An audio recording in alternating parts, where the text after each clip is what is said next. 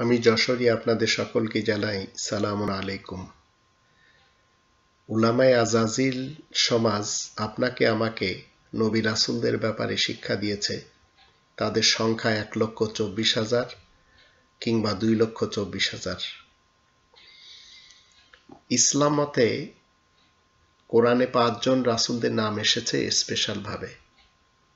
এই 5 জন শুধু রাসূল, আর 19 জন নবীদের নাম এসেছে। এই 19 জন নবীরা রাসূলও বটে।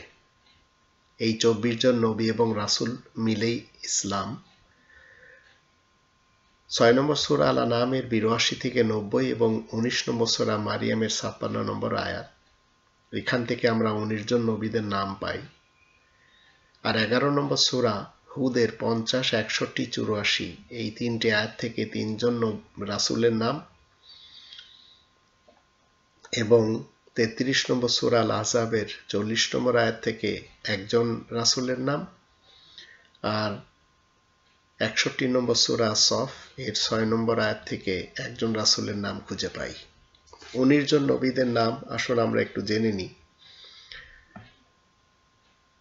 ইব্রাহিম, ইসহাক, ইয়াকুব, নূহ, দাউদ, সুলাইমান, আইয়ুব, ইউসুফ, মুসা, হারুন, জাকারিয়া, ইয়াহইয়া, ঈসা, ইলিয়াস, ইসমাইল, আল-ইয়াসা, ইউনুস, লূত, ইদ্রিস।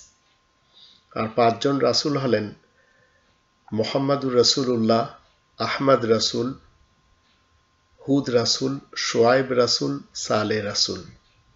2 নম্বর সূরা আল-বাকারার 285 এবং 4 নম্বর সূরা আন-নিসা এর 150 থেকে 152 আয়াতগুলি যখন আমরা পড়ব, তো এই আয়াতগুলির দৃষ্টিতে নবী রাসূলদের শিক্ষার মাঝে আমরা কোনো পার্থক্য করতে পারবো না। যারা করবে তাদেরকে সরাসরি কোরআন কাফের বলে। আসুন আমরা কোরআনের বিধান মেনে উলামায়ে আজাজিলদের কনসেপ্টকে সরিয়ে দিই।